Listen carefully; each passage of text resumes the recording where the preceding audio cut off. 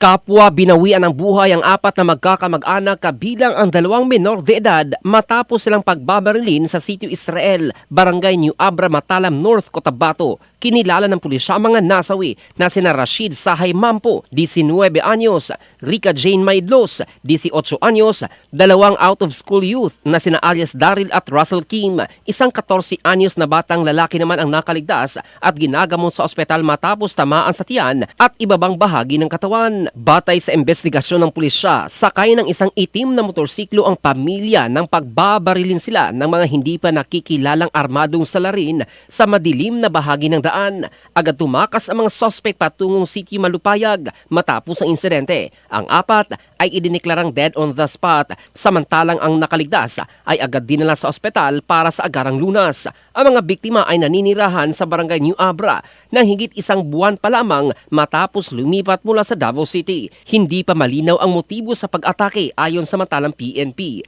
Kasalukuyang iniimbestigahan na ng mga otoridad ang posibleng dahilan, kabilang ang personal na alitan o hidwaan sa lupa. Na-recover sa crime scene ang ilang basyo ng bala na isa sa ilalim sa ballistic examination upang matukoy ang uri ng armas at matulungan ang pagkakakinanlan ng mga salarin. Nananawagan naman ang mga opisyal ng Barangay New Abra sa publiko na makipagtulungan sa pagbibigay ng impormasyon na makakatulong sa pag-aresto sa mga suspect.